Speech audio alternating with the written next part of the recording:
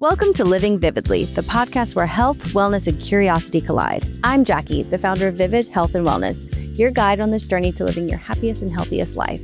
My co-host Daphne, the unconventional dietitian, is always ready to shake things up and bring a fresh perspective to your wellness journey. And we can't forget Dustin, our producer, who keeps everything running smoothly behind the scenes. Together, we'll chat with health and wellness experts along with everyday people who have inspiring stories and practical insights to share.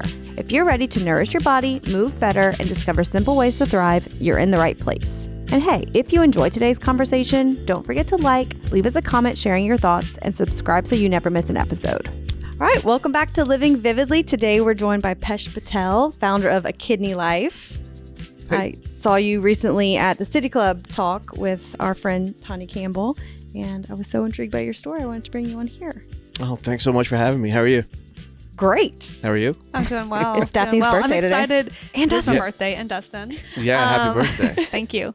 I'm excited to hear your story. It sounds like you've been through quite a bit and come out on the other side victorious. Sure. So the kidney journey began in 2017. Former hospitality executive, and I was working on a project in Australia, and I was in Melbourne, and this is 2017. And one morning I'm walking in downtown Melbourne, and I'm walking towards my architect's office, and to walk 3 city blocks I had to stop 4 times.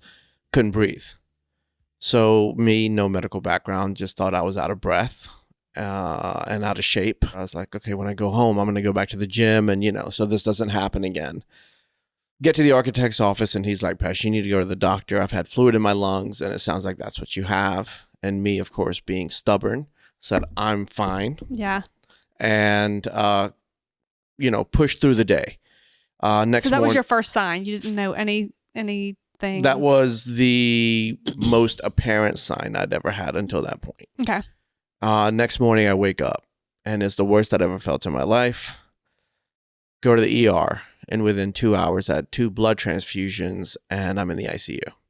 Wow. So what exactly was going on? So they ran a battery of tests, and of course, I can ask you every question you can think of, and found out it felt like a day later of so many tests that only 1 kidney developed since birth, but that 1 kidney was only 2% functional. Oh, wow. And therefore, I would need a transplant. I crashed into dialysis. So I had a CRRT machine, so they put a catheter in my neck, a 24-hour dialyzer. Mm-hmm. I believe they may have done 1 more transfusion in that period. Was there any understanding as to what led you to, plenty of people can function with 1 kidney. Like what led it to be so dysfunctional? I would say quickly, but like if you have 2% left, that's not much kidney function. No, it's not. Actually, if the doctors told me if I didn't go in when I did, I would have died within 20 hours of cardiac arrest. Wow. Yeah. That's so scary. Yeah. And you had just gotten to Australia, right? I was there a week before at the site, Okay. which was outside of Melbourne in Darwin, and then flew down to Melbourne because that's where the rest of the team was. So as far as knowing, I still don't know. So here we are. My math is off, but somewhere around 8 years later, and I still don't know the root cause because the 1 kidney was so atrophied, they couldn't do a biopsy. Oh, wow. So I am working trying to work with different people around the country to try to figure out what my cause is, because if I get another transplant, then I don't want the same thing to happen. Right. And what I mean by that is 2.5 years after my transplant, it rejected in February of 2021. So that led to more questions, more ups and downs, if you will. So you were born with 1 kidney. Mm-hmm. What's in the other spot where the other kidney would be? Nothing. So why couldn't they just put a new kidney Hook there? up 2 kidneys? Because the way the surgeries are done, the kidneys are here. The transplanted kidneys right here, because they have to do attach nerves to the gallbladder. Okay. And for urinary function and everything else. And so there was nothing there to attach it to. Right. On the other, and on the that empty space side. is just a space. Just the space. Yeah. I got you. And just like anybody that even if you had 2 kidneys, they're not going to take the kidney out from the back and put a kidney in the back. The kidneys will always go in the pelvic area. Okay. Yeah. Huh. Interesting. That's a good question, though. So you got a transplant how soon after the initial incident did you get your transplant in the U.S.? Yes. So 2 weeks after my diagnosis, and I lived in Houston at the time, hemodialysis, of course, right away. And that's when I was doing dialysis 3 times a week, 4 hours each session minimum, 15 months later. So August 7th of 2021 is when 2018, I apologize, is when I had my transplant. So 15 months, which O positive, I had a living donor. So if you don't have a living donor for O positive, which I am, that's a 7 to 10 year wait list. Wow. Yeah. Crazy. It's the longest blood type because you're the universal donor, but not so much when you're receiving. Yeah, I don't even know what my blood type is. I need to probably. Yeah, you should find out. I don't know what mine is either. What? I'm A positive. We know that. A plus. Okay, there you go. Of course you are. Overachiever. Okay, so tell us about in the time in between. So Yeah, what was the 2018, when did you start a kidney life? Like right away? Oh, no. Wait, can we back up? I want to Yep. hear like what was life like in that time period where from diagnosis to transplant? That's kidney dysfunction is a really hard on the body, and so I want to know like what you went through. Usually it's and the people that I've seen worked with, it's just not a big selection, but it's people that are a little bit older. They've had uncontrolled disease processes for a while, but in your case, you're obviously much younger. So the disease in general, I would imagine you would perceive it differently from someone who's lived a good many decades in their life, and end-stage renal disease just is a very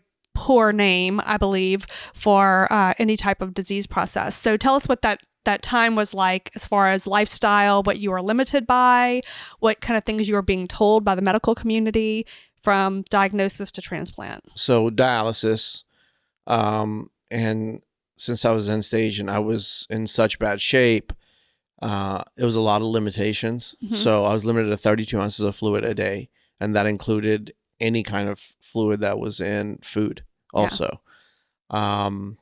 So that, the entire thing sucked. Yeah. To put it mildly.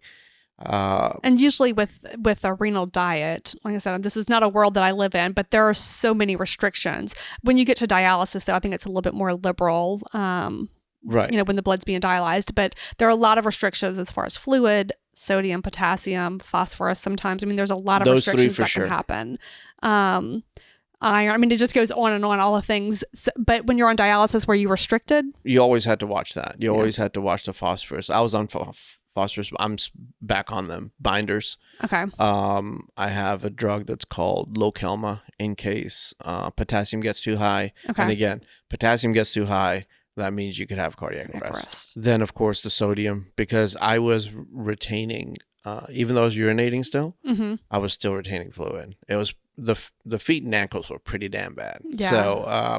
So I had to watch my salt intake and everything. And other than that, I was kind of able to do what I wanted to, and sometimes I did indulge, and that led to, I remember one time going to Atlanta to play golf and cook out with the boys and everything, and next thing you know, I'm in a dialysis chair for about 7 hours. So, the risk reward of that.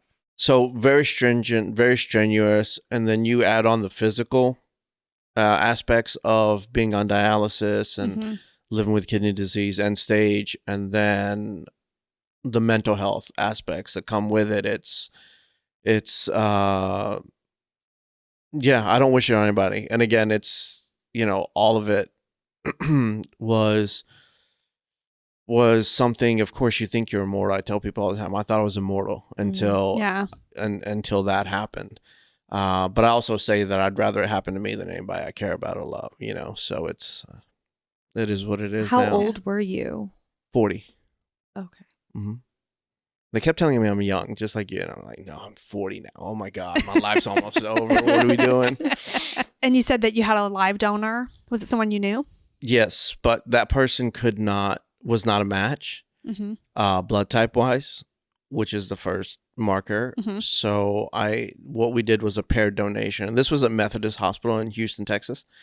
And so on the day of my transplant, we had 4 donors and 4 recipients and crisscross.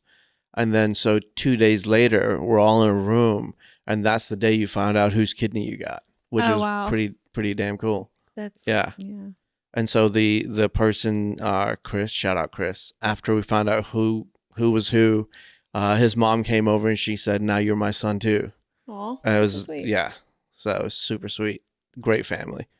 Very cool. And it was a friend of yours? No, somebody I didn't Okay. know. Actually, this person saw a Facebook ad that said, "Hey, looking for a kidney," and said, "Okay, fine, I'll do it altruistically."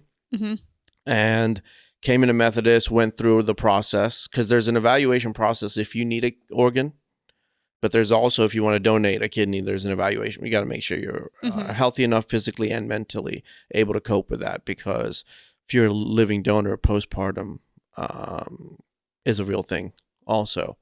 So he went through the process and was eligible, but then found out that he was not a match for the person whose Facebook ad that he answered. So he's like, "Oh, well," but then my transplant coordinator said, "Hold on, not a match for him, but he's a match for Pesh." Yeah. So just pure luck. So what is Amazing. the process, the transplant process? So how long did it take you to get on the transplant list, and how long were you on the list? Since I already had a living donor going into it, my first one worked a little differently. So you go through the process, like they'll check everything, and especially your lungs and your heart. Heart is a big thing, because heart disease is the number one reason of cause of death for kidney patients. So they check your heart, they check everything, make sure you can't take it. And again, the psychological aspect. Right. Will you take care of a kidney? You know? So went through that, and that took probably maybe a full month to do everything. Okay.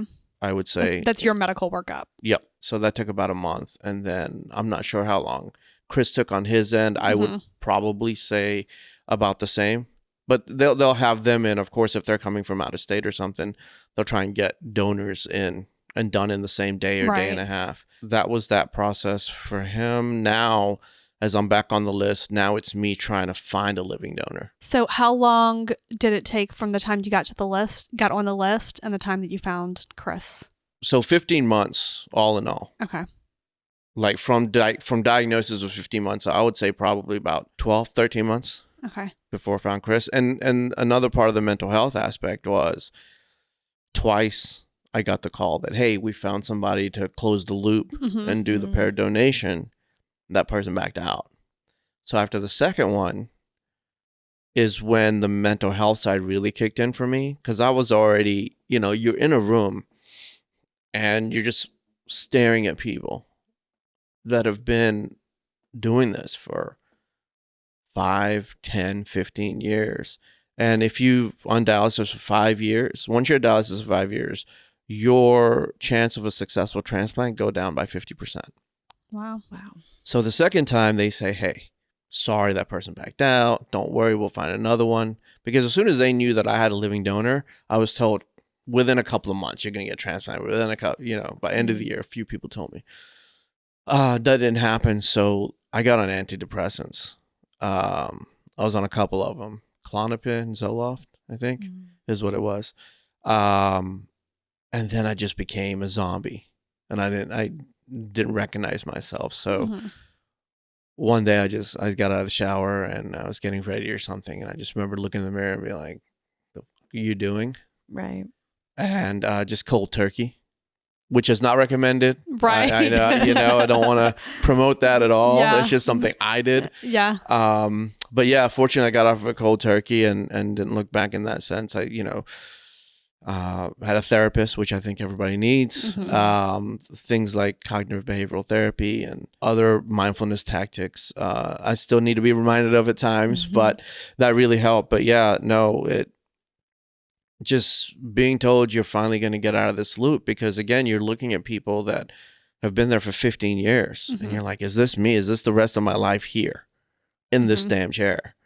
And again, I don't wish this on anyone. Yeah, just managing that disappointment and the waiting. It's got to be such a mind game. Yeah, because life is over. Like your life is going to the chair.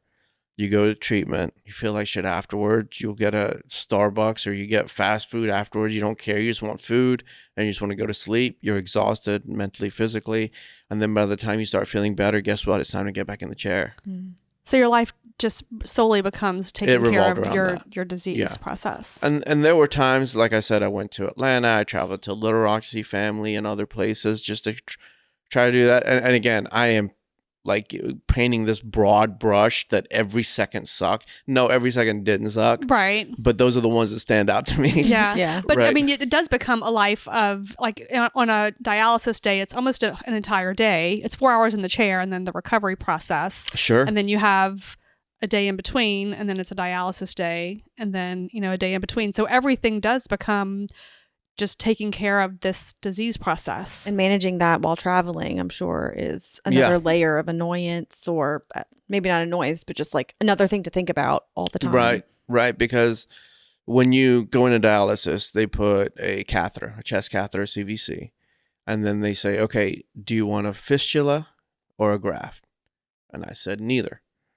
And they say, do you want a fistula or a graft? I said, neither. They said, which one do you want? I said, the next surgery you will perform on me is my transplant. So I was very stubborn. Again, I mentioned that earlier. And so I had a CVC, which is only recommended for maybe 4 to 6 weeks, I believe is what somebody said to me at that time. And I kept it in for 15 months. Wow. Because the risk of infection, bloodstream infection is higher. So the CVC I have it now has been in for 12 months.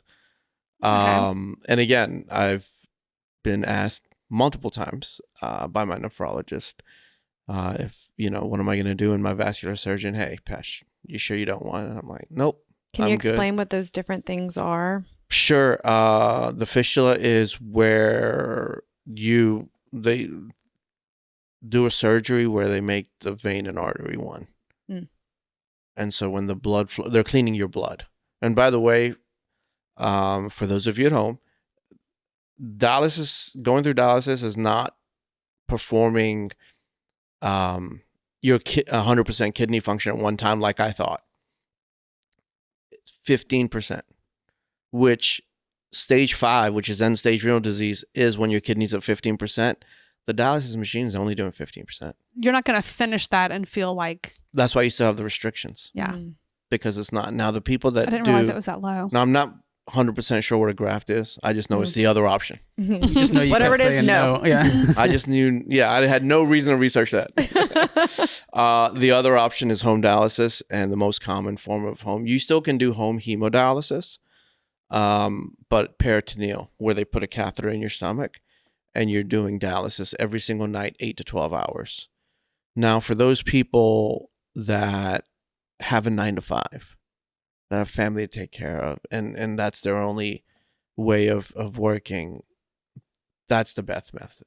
And they're going to feel better because they're dialyzing every single night for that 8 to 12 hours. So you will see better results of dialysis from PD patients. You can also travel with PD. They'll give you like it's like a little machine. I don't know how big, I'm making this up. Maybe like this, but it'll fit in a rolling luggage cart. But with the fluid, because you're changing fluid out, right? Say you're going on a cruise and it's a family reunion or something. The dialysis company will actually ship all the fluid to that cruise ship, and it'll be in your room ready for you when you go.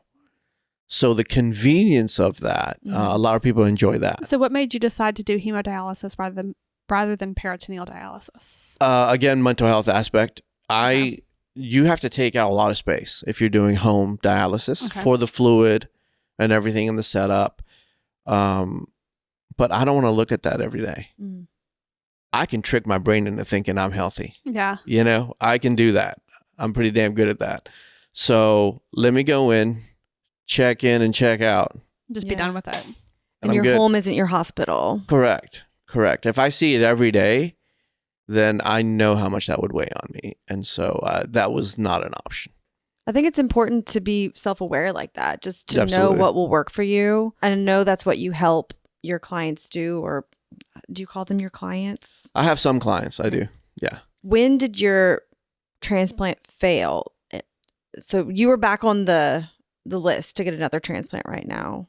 I've only been on the list for a year. Okay. So from that point of, transplant in 2018, and then, and again, I was just a yes man, which I know a lot of people are.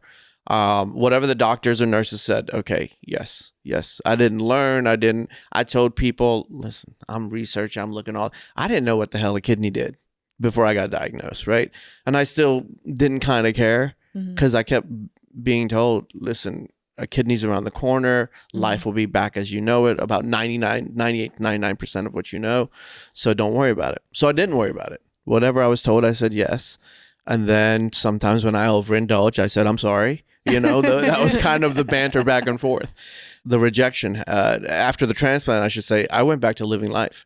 Normal. 6 months, I didn't do anything. I was very careful again, because your immune system is shot once you have a transplant. So I was very careful, didn't do anything. But at that 6-month mark, I booked a trip to Australia to go back to the project, and then got back, and 2 weeks later, I flew to Ireland for a different project. And I was just living life. I'm like, oh, where am I going to have a steak? Where am I, go wine tasting, et cetera, et cetera. Took life for granted again.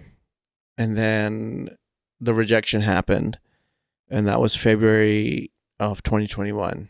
So what is rejection? Like, I know what the word means, but like, what were your symptoms? How did you know that rejection was happening? So one of the biomarkers in your blood test is called creatinine. And if you get a comprehensive metabolic panel, it'll be on there. A normal person, what everybody should be is at a 1 is normal. For some, and since transplant be there, it had been there. But since then, I felt off. And again, you learn your body really well when you go through something like this. And so I felt off, and I'm like, let me just go get labs. So the creatinine is shot from 1 to a 2.16, I believe. And so that doubled up. I'm like, well, that's not good. So called my nephrologist, and he said, just drink plenty of fluids. Make sure you're not going crazy on anything, and let's just monitor this and let me know how you feel. A week later, still felt off. And I was like, without even calling the nephrologist, let me just go do labs again, just to see. Creatinine shot to 4.61. Oh. I'm like, okay, there's really a problem.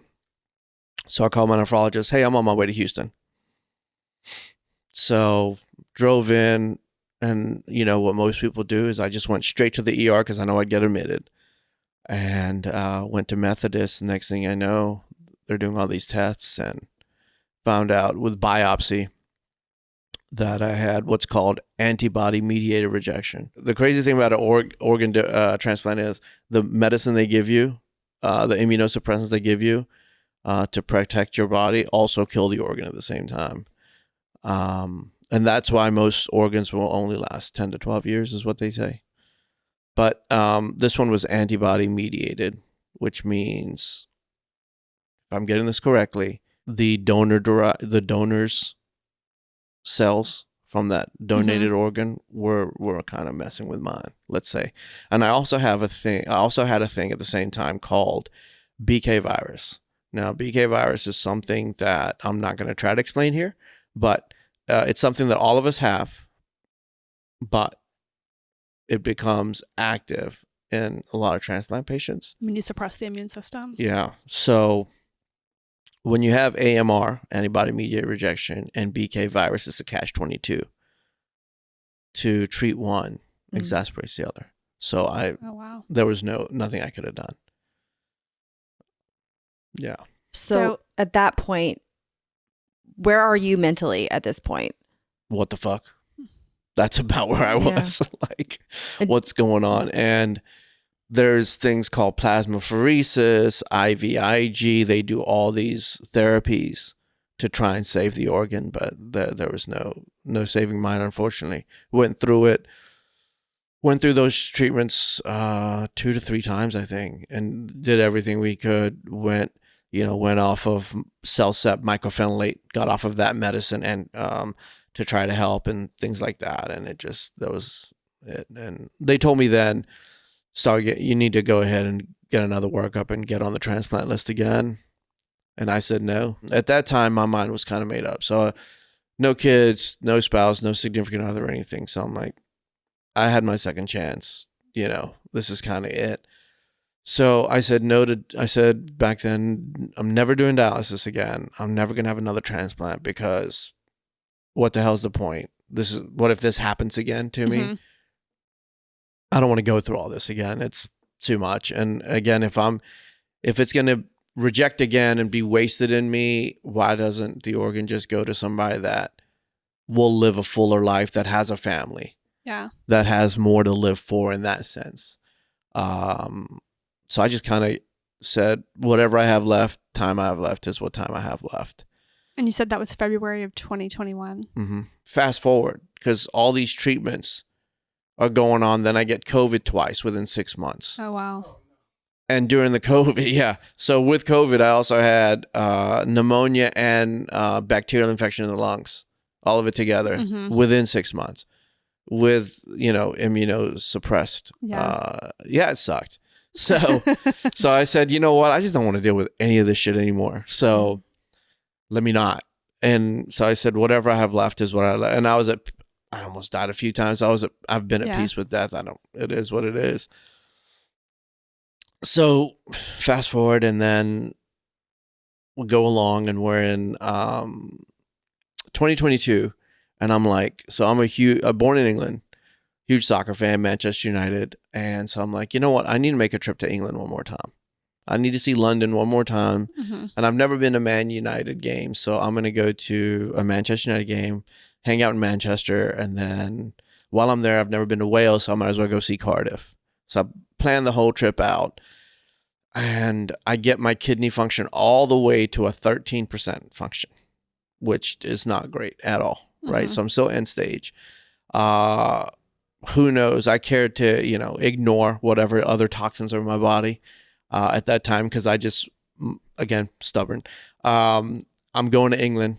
I'm going to Manchester United game. I'm going to go see London, hang out, have some amazing food. So I go, and I forget that every hour you're in an airplane, you lose 8 ounces of fluid. So, yeah, I feel terrible when I land because I have a couple of cocktails on the flight. Who doesn't? It's international flight. What are we doing here, The food's so damn good on those flights, right? And then also, it's 72 degrees when I leave Houston. It's 0 degrees in Manchester. Wow. So, and the lungs, I had quote unquote long COVID, but that's a conspiracy we can get into off air. But I had, what they refer to as ground glass, a little bit of almost fibrosis, I guess, in my words, on the lungs. So the cold air hit, and that wasn't great either. Needless to say, the first night I did not go out and stayed in the hotel and just ordered in. But no, I got through it and I had a great time. I made the most out of my time. Went to Old Trafford, Stadium, Manchester United, got the tour and did everything there. Wales, and that was my birthday. Actually, my birthday was in Cardiff, and so had a dinner by myself at an amazing Italian restaurant. Then went to England and to London, and that's where my cousin, my big bro, and some other people met me. Some of the boys met, and it was like a birthday celebration. We're hanging out and having a great time, and I'm, very sluggish. There's a few times that, the boys are definitely worried about me, and I'm fine, of course, as I always am. And I still had to go to Cambridge after that, to Leicester after that, to York after that, and then back to Manchester while they were going to fly back home. But the night before, they're like, you need to go home. There's no way you can. Yeah. So I booked overnight. Luckily, I listened to them. And I got to my cousin's in Houston, and I'm in bed for about a week. It felt like a week. It may have been a few days, but it felt like a week. Like they were like his wife, and they were just bringing me food to the room. Yeah, felt like shit. Did labs, found out my kidney function was only at 8%, but there are other toxins and other stuff going on. So being the smart guy that I am, I decided to just jump in my car by myself and just drive back to Louisiana. Yeah. So I did that. Yeah. Right. Who wouldn't?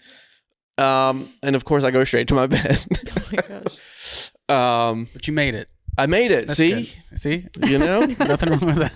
Willpower, That's dude. And I'm in bed for about 2 months, having food just brought to my door. And I wrote out my last wishes. I give them to my parents and then my best friend, and one of my other friends. My best friend definitely, for sure, we're going to do a flight to Europe, even after everything. And but mine was a one-way ticket. I'd found a place in Europe and I was going to do assisted suicide because that was it. I had a great run. Wow. I had a great run. So that was it. And then I was lying of my... Did people know this? I mean, like, did your parents know this? They knew my last wishes. Nobody knew about the Okay. trip to Europe. That was going to be a surprise. So yeah, well, I was just going to record a video and kind of after everything was done, Right. then Yeah. my best friend was going to kind of give it to everybody. So yeah, nobody knew. Because if my parents knew I was trying to get on a Right. plane again, wouldn't put it on the plane that wouldn't have happened. Nobody would have let me get on a plane again. So I'm laying in there and I'm like, Right now, you're currently still here. Okay. And I'm in Lafayette and I'm in bed and I'm like, the thought goes like, well, what am I going to do now? What am I going to do next? And it wasn't like the next Netflix show or Amazon Right. Prime. I had an epiphany of back in 2017 when I'm in the ICU, and I made myself a promise that if I got through that, I would help others. And I hadn't done a dick about it. Like I didn't. I was traveling once I got the transplant, and then I got sick again. Like 2.5 years just flew by, right? Mm. And I'm like, well, I can't do anything here. Look at the state of me, right? I'm on the cusp of needing oxygen bottle like 24/7. I was like, okay. And I'm, through YouTube or whatever, I was like, okay, I'm going to do a newsletter. Because at least I can have a laptop and type. And Mhm. even if nobody reads it, then it'll be a cathartic exercise for me, kind of journaling kind of thing. So I started that and it caught some traction. So from there, I learned about the National Kidney Foundation and found out there's a National Kidney Foundation in Louisiana. I went to the walk in New Orleans and kind of introduced myself. And then LOPA, the Louisiana Organ Procurement Agency, which is the OPO, Organ Procurement Organization for Louisiana. Learned about them and kind of did a couple of things with them and then just started finding my way in the kidney community. And that was in October of 2023 is when this journey of being a patient advocate started. And now in 2 years, October, in a few days, I don't know when this is released, but in 2 years, I'm now a board member for National Kidney Foundation Louisiana, for the National Kidney Foundation, advisory board for public policy and for patient education. I'm an ambassador for American Kidney Fund,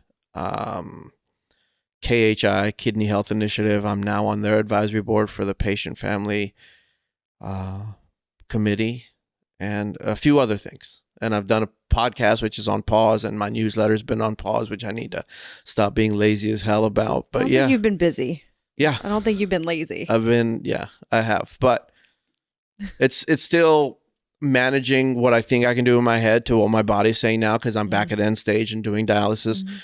Again, this time, by the way, this time is only 2 days a week, 2.5 hours each session. So I kind of negotiated with my nephrologist. So you, in like the darkest moment of your life, probably found purpose again. Well, not again. Or found purpose, because period. hospitality is just was passion. Mm-hmm. This is purpose. And do you think that becoming the patient advocate, I mean, first of all, you've created what you should have had from day one. I feel like if you would have started with all the resources that you provide now, you probably wouldn't be in the same position, or you would have had an easier time. Sure. Do you think this is keeping you from getting back into that dark place again? And Absolutely. At least I hope so. Because, again, I don't know if I'm going to have a bad session in dialysis. And an example of that is at the end of New Year, this past New Year, the Friday before, I was in a dialysis chair. And at the end of the treatment, I started getting warm. And getting warm is my body's way of telling me my blood pressure is dropping. So I tell the nurse to lay me back flat, because that usually always works. Well, she does that, and I feel myself normalizing. And then as she's talking to me, I'm not responding. I've said, you probably need to call the ambulance. I think I'd said that. And so they call the ambulance. And again, I'm sitting in the dialysis chair, and she's asked me questions, but I'm not talking back. And then they show up, and then they're like, move your right foot, move my right foot, move your right hand, move my right hand, move your left foot, I move my right foot, move your left foot, I move my right foot. And I'm staring at it because I'm laid up. So my feet are like this, and I'm like, in my brain, it's like, what the fuck? Like, move your damn foot.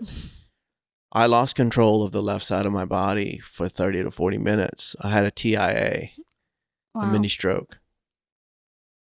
And again, so I find myself in the ER, in the ambulance, like, what now?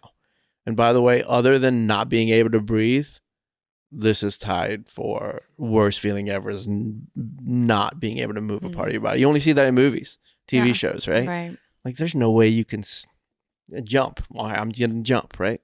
No. 30 to 40 minutes. Lost control of the left side of my body. Found out I had a PFO, which is a hole in my heart. And so now, after all that, I now have a loop monitor, which is a nice little USB looking thing in my chest for 3 years. Awesome. And then they did another procedure, which was to close the PFO. That was the first time it had been found? Mm-hmm. I mean, it was congenital?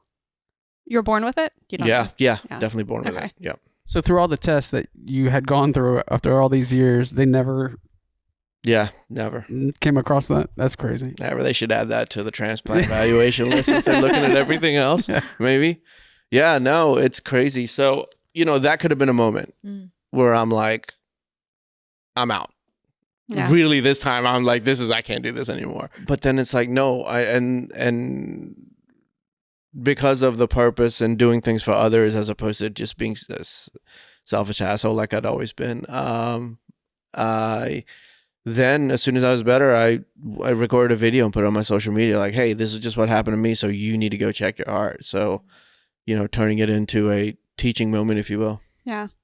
What kind of things do you teach people that are going through just the end-stage renal, I would call it chaos, that you wish that someone would have taught you or told you?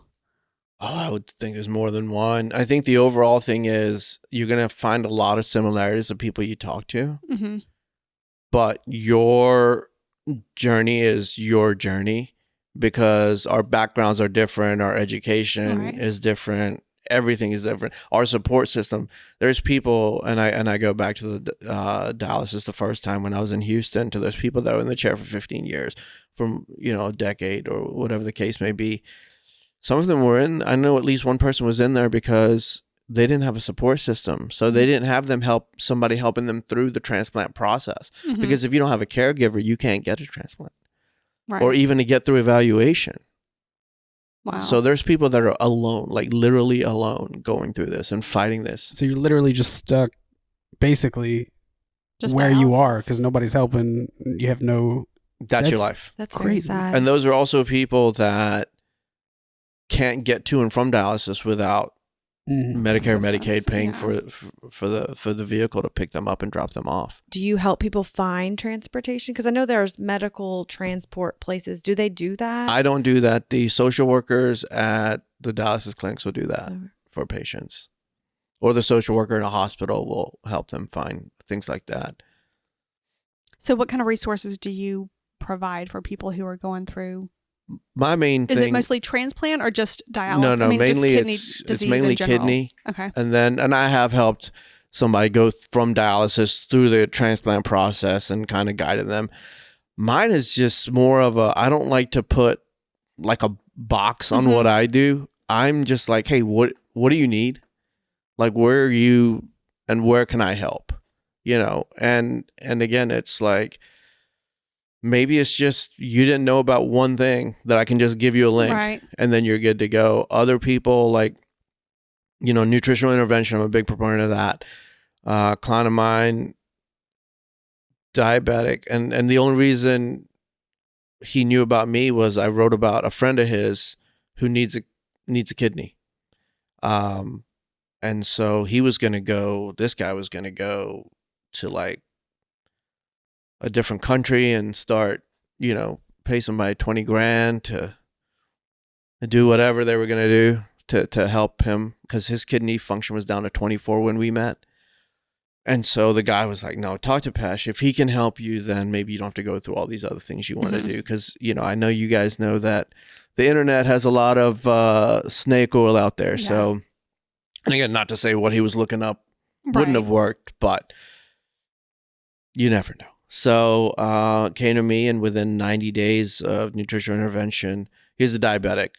And again, by the way, I had no history of diabetes or hypertension, which are the two leading causes of kidney disease. But he's diabetic, and in 90 days, we're fortunate enough to get him regimented and get his kidney function from a 24 to a 40 and off of his diabetic medicine. Wow. Yeah. What nutritional interventions would have helped someone jump that high? So it's a lot more of what not to do. And I don't like that because, again, I'm looking in the mirror whenever I'm talking to people. And again, this is all my experience, because I was able in 60 days to get my kidney function from an 8 to a 20.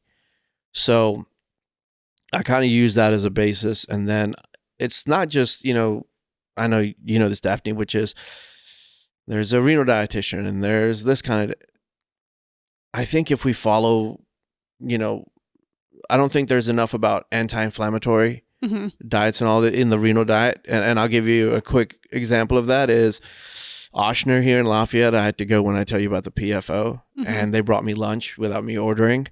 And the kind gentleman brought me a bowl of chicken and sausage gumbo.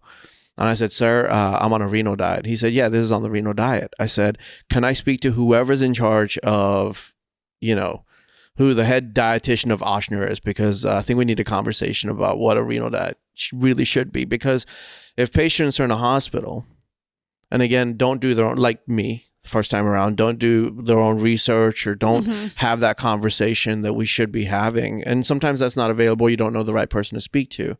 And I get that. But if you're in the hospital, which they're there to take care of you, and they serve you chicken and sausage gumbo, well, at home, it's going to be okay to eat chicken and sausage gumbo all the time. Yeah, I used to have people, because I worked in the hospital a couple of decades ago now. I'm trying to think of when was the last time I was in a hospital. It's been a long time. But people would say, I'm going to keep the tray ticket because it has listed exactly what you ate or what you were served, so that I know that I can use this as like meal planning or menu planning whenever I get home. And I was like, probably not a good idea. Let's connect you with someone who can actually walk you through and educate you, because what you're getting in the hospital is probably, well, I understand that it should, but it's probably really not in your best interest. Right. Unfortunately. And I can go down the rabbit hole about all of that. I'm not going to, but it's unfortunate that that's kind of where our medical system lies, is that even in the place where you're being taken care of the most that you possibly can, you're still getting fed food that's really not in your best interest. So my first question is always, what have you learned so far? What do you know? And then if there's any misinformation in that, let's correct that first. Right. And then go from there. And even the smallest things, right? It's how much water you're drinking in a day. And then if they're not on dialysis, let's up that. Are you drinking, I'm a proponent of hydrogen water because of the oxidative stress. I'm a proponent of alkaline water. Especially if you've worked out. And then just tell me what you're eating. You went to, Préjeans as an example, and you had the fried catfish with the étouffée on top and everything. And yes, it was delicious, but we shouldn't do that all the time. I had that last night. Okay, see? Let me see your labs. Let me see your labs. It should be pretty easy though. A chicken breast and some broccoli and some strawberries. That's almost every diet, every healthy diet. It's a diabetic diet, a renal diet, anti-inflammatory. But people don't want to just eat chicken and broccoli all the time. I mean, my kids complain about it too, but talk shit. Even my husband's like, chicken again. Well, I'm sure you know this, and you've heard this too, which is what? I see this a lot, and you guys tell me. Whatever your ailment is, Mediterranean diet. Mm. I hear that a lot. It is a common go-to for sure. Yeah, but a lot of kidney patients aren't aware. And by the way, should have said this from the beginning. 1 in 3 Americans are at risk for kidney disease, and 90% of people that have kidney disease don't know it, and 40% of those are at end stage, like I was. Really? Those are crazy numbers. Crazy numbers, wow. Right? So if you're at stage 5, your protein limit should be around 40 grams. Yeah. That's a 6-ounce steak. Per day. Like that many per day. Yeah. That cuts down a lot on what you can do. And again, what types of protein? Again, I've said this before, which is if you're at stage 5, you should not be eating red meat at all. And I'm looking in the mirror as, I don't always listen to myself. You have to treat yourself every once in a while, right? But no, I do believe in that too, by the way. Because if we're having these conversations and we're looking, we can't always have restrictions. We have to treat ourselves every once in a while. We have to. And again, I told people that all the time is, why am I fighting to live? To enjoy life also. Right. So if I'm going to go to a wine tasting, I said after the City Club thing, then I'm going to go do that. But I'm also making sure that the other 2 weeks leading up to it, right, or I'm definitely paying attention. But it's knowing the little things, like with each disease. So with kidney disease, the potassium, the phosphorus. Okay, you're having a chicken breast today. Well, tomorrow, how about we just do something with chickpeas?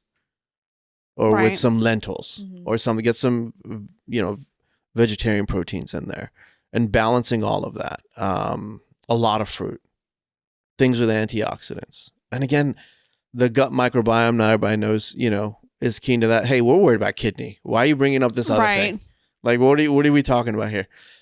And the trust me, thing comes in. But it's funny how once somebody's doing this for a week, 2 weeks, and I've at least for me and the people I've worked with, the first 2 weeks are the toughest to go from what you're normally doing to what I was doing, which is wake up and then you have one of those green shakes.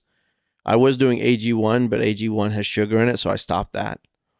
I found this thing called Live It Up Green, so it's got like 75 nutrients and stuff, and chlorella and spirulina and all these good things. So I did that, and then around 10 o'clock I'd have, and that was around 10 o'clock I'd have a cup of nettle tea, and then, because no caffeine on this diet and no sugar, and then after that I'd have fruit until 3:30. The only fruits I would have are watermelon, pineapple, berries, pear, green apple. Is this what you called? It was like the strict ass diet. Strict ass diet. It's like hard ass diet. It's a strict ass diet. Yes, I need to patent that. The only problem is when you hashtag it is sad. So it's like, yes, so I got to figure that out. But yeah, it was hell. And then 3:30 raw salad, and I would just have the minimal, which was like lettuce, carrots, onion, cucumber, radishes. And then salt, pepper, maybe lemon juice. That was it. And then a vegan meal at around 6:30.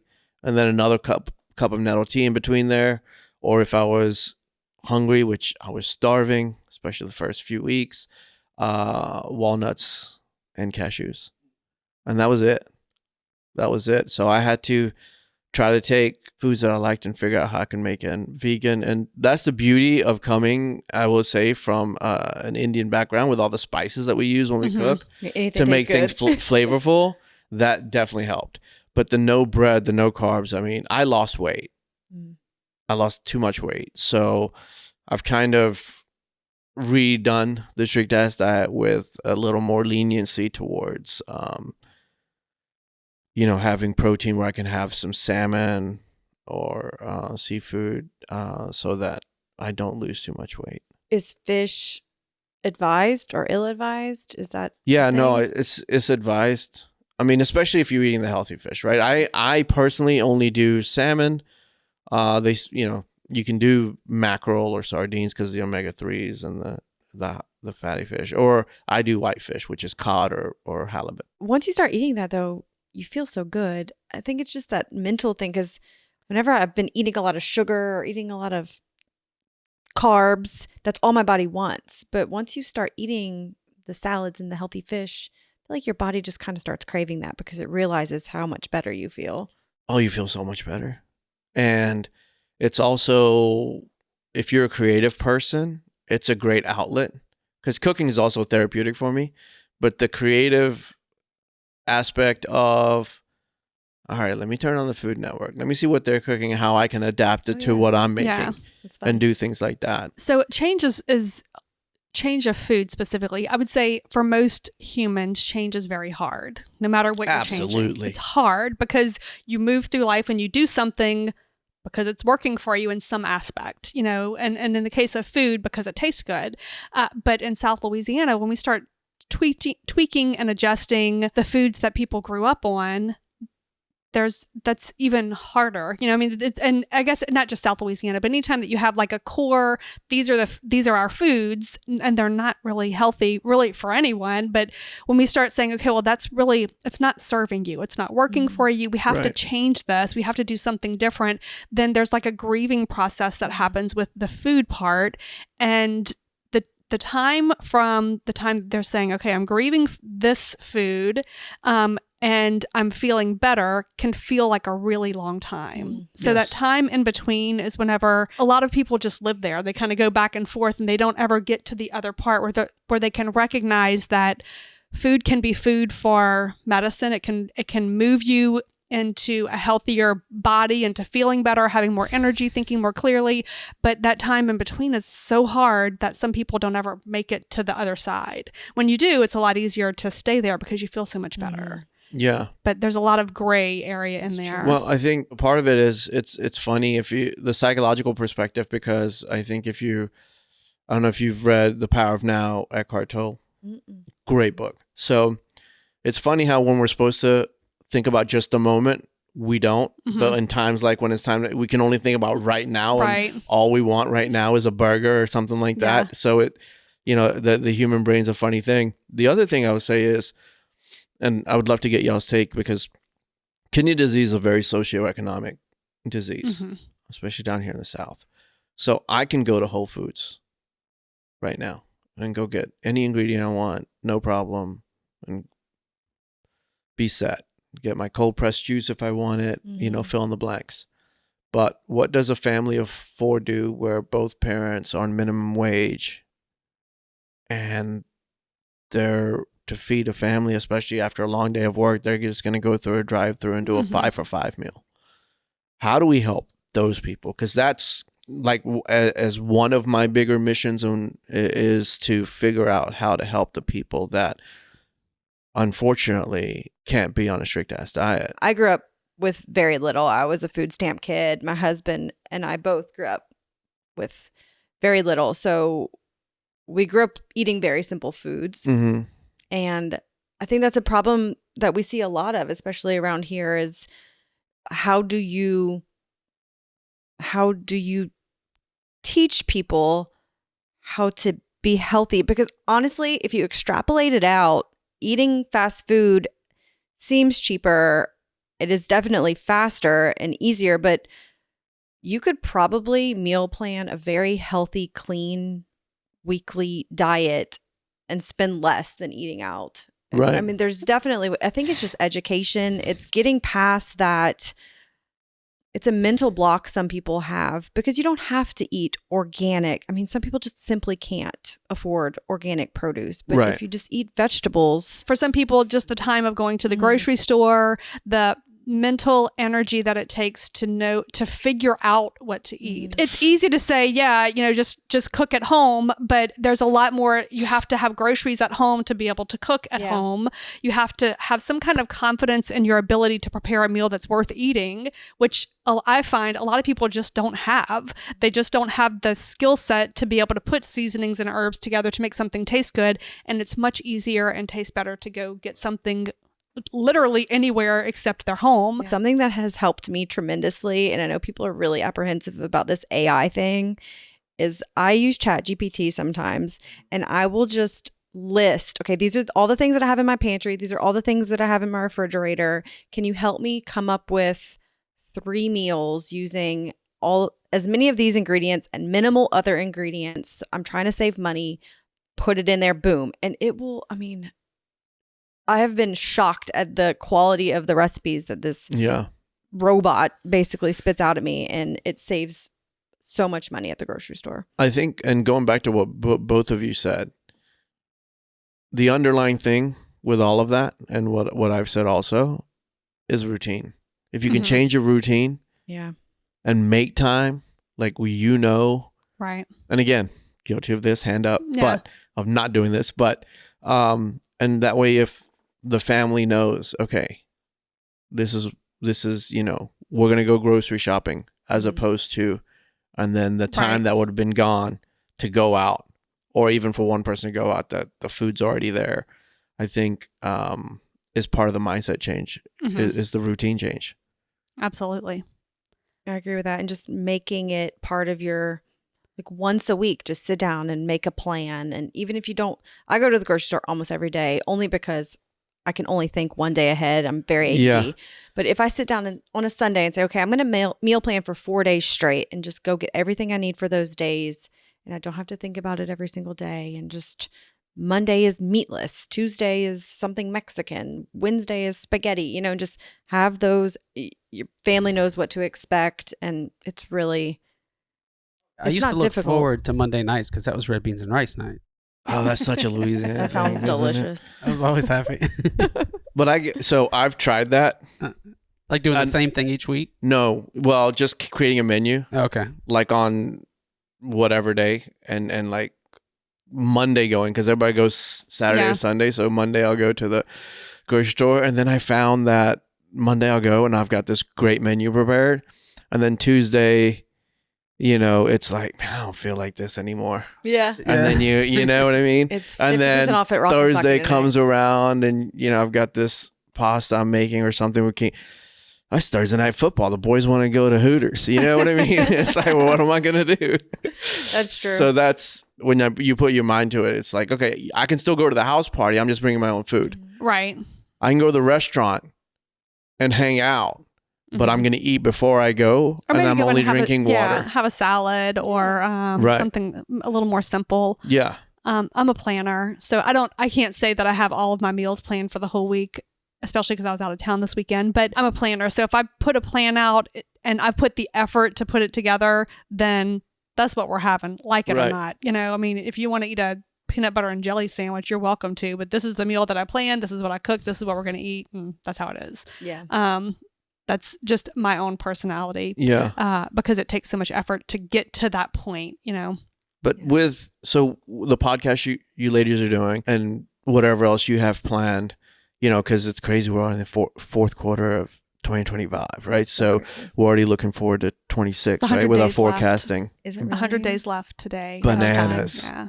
Bananas. And what I'm planning, what I'm doing, and what I'm planning, it's how can we and this is what I'm trying to use some of the platforms I'm on already, but how can we use our platforms, our voices to, yes, we can educate, but unless people know that the education is out there, how can we amplify what we're doing to reach? Because it's like, Yeah, relentless. I love that. Well, I think part of it is being showing, like, leading by example, because when people see you doing something, it kind of gives them motivation to do something. What'd you say? I said, damn it, when you said lead by example. Like, that's also hard. Do what I say, not as I do. Yeah. So lead by example, and then talking about challenges that come up for you personally allows other people to feel like it's okay for it to not be perfect. Yeah. That it's hard. You know, this is hard. This life that we are trying to put together, that we're leading, is a hard life to put together, and it's not perfect, and it's okay to not be perfect. But if you're just making one step, my philosophy, inch by inch, life's a cinch, yard by yard, life is hard. So if we let people know that just one step forward is still a step in the right direction, and be accepting and encouraging of just that one little step that somebody's willing to put forth. Yeah, I think just putting yourself out there and just being your authentic, real self, being very open about what's going on. Like you said, the challenges that you're facing, people just feel so much more comfortable going to you for guidance, because you're not this like, oh, look at me, I am so perfect, I'm so healthy, I have 0% body fat, and I only eat clean. It's like, no one wants to associate with somebody like that. No, I feel don't. Intimidated, and it's fake. Yeah, it aggravates me when people say, well, if you're not eating organic, you're not doing anything right. If you're not like so strict, because life is fluid. Nobody can do that. No. Nobody can do. When the life, camera turns off, they're eating chocolate cake. Yeah, we have to meet people where they are, right? Allowing people to be where they are, and no judgment, no judgment, accepting. That's a major thing too, because whenever you're trying to help, especially whenever you have clients, when you're trying to help them empower themselves, because we're not going to do anything for anybody. We're not going to make the changes in their life. It's teaching people, first of all, to trust themselves enough and to know that they're capable of making these changes. And why do you want to make these changes? I think there's a bigger picture. It's not just, I want to fit in a bikini and whatever superficial reasons. Like, more than that, it's like, do you want to be able to play with your kids and have enough energy to be active? And there's so many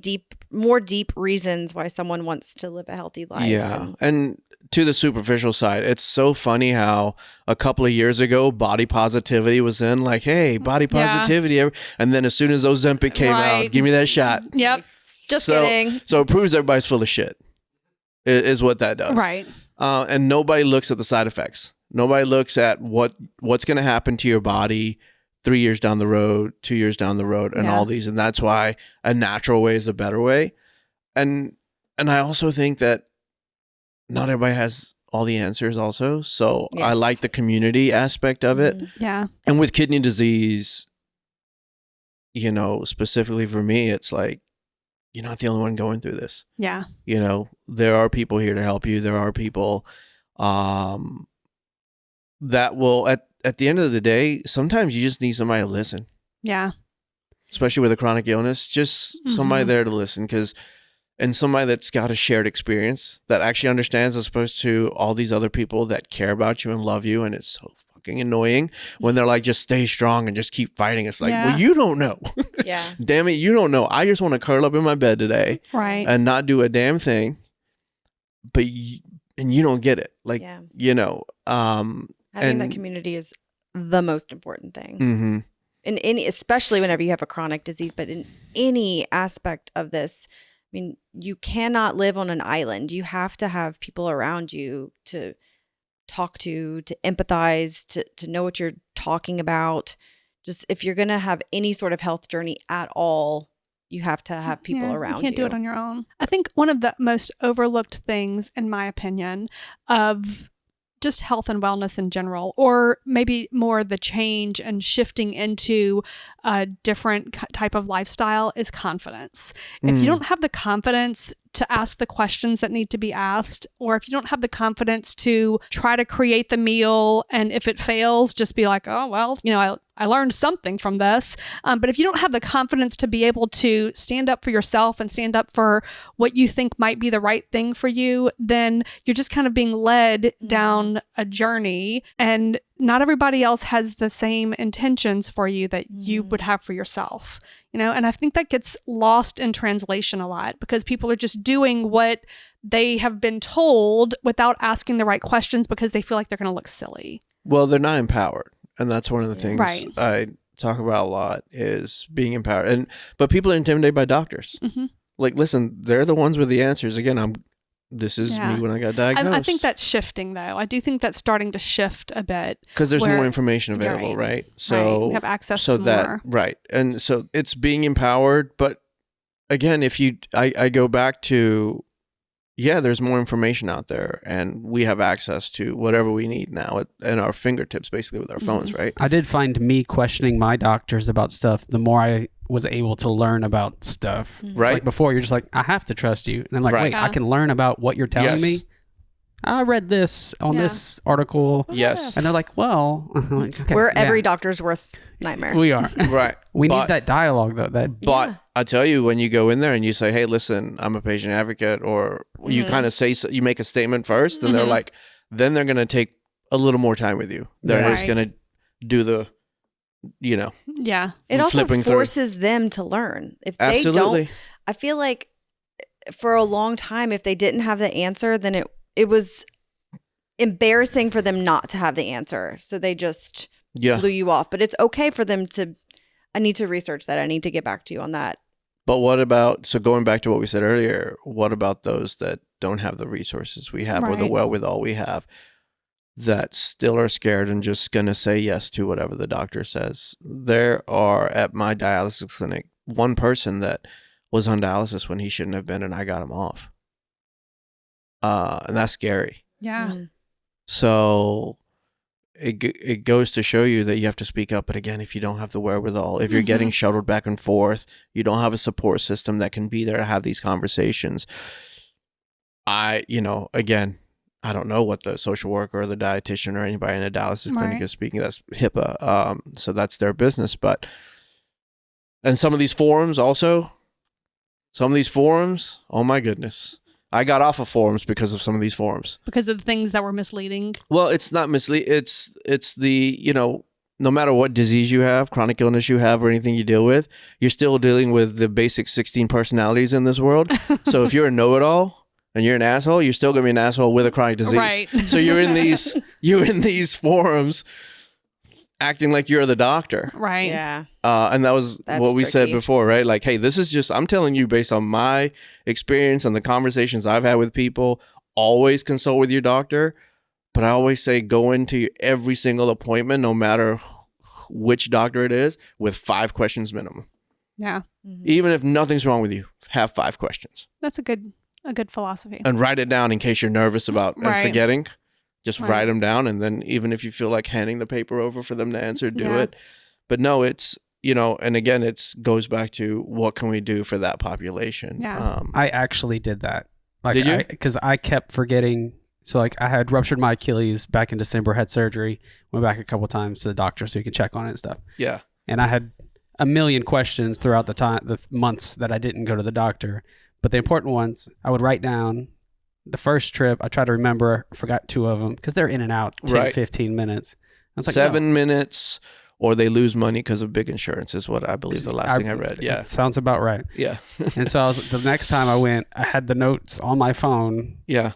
like ready. And he came in and I was like, can you just answer these? Right. Because even reading them, he'd probably say something, I'd ask something else. And I was like, no, these are the ones that have been on my mind. Right. And he was like, yeah, sure. And he just went through them and it made me happy because, Made you feel better, right? yeah, it was great. That's awesome. So that's a good idea. If you write down the questions. So how can people find you? So social media, everything is at A Kidney Life. Email address is Pesh, PESH at akidneylife.com. Whenever someone looks back on all your work as a patient advocate and patient himself and just you as a person, like what do you hope for your legacy to be? That I was me. Like I didn't let this disease, or I didn't let, no matter how good things were or how bad things were, I was just me. Trying to make a joke out of a lot of things. Levity, I think, is we're all human. Mm-hmm. So I think levity is very important. But no, just keeping it real, as the kids say, keeping it 100. Is that what the latest thing is? I have no idea. To say that. I don't know. That okay? I'm old as shit. So whatever the cool kids say, it's like I'm every saying. 2 years it changes. Okay, whatever Just say any word, and it'll. Dustin, if you can edit in like somebody else's voice to whatever the cool thing is. So no, I think being to what you said, being authentic, no matter how good or bad things get, and just putting my perspective as opposed to, I'm not giving Jackie's perspective on what somebody says. I'm not giving, your perspective on what somebody says. My perspective, for better or worse, and I'll live and die on that. And then, I thought about, driving here. I thought about living vividly. And so what does living vividly mean to you? Living with my purpose, because without my purpose, I wouldn't be here. So reminding people this life, no matter what hurdles are thrown your way, you can make the most out of it, but it's up to you to do that. Nobody else can do it for you. No. You want them to plenty of times, but do it with purpose. And if you don't wake up and you want to do something, then that's not your purpose. So enjoy doing it. Thanks for listening to Living Vividly. If you enjoyed today's episode, please leave us a review and subscribe. We'd love to hear from you. For more resources and details from today's discussion, check out the show notes. Until next time, keep living vividly.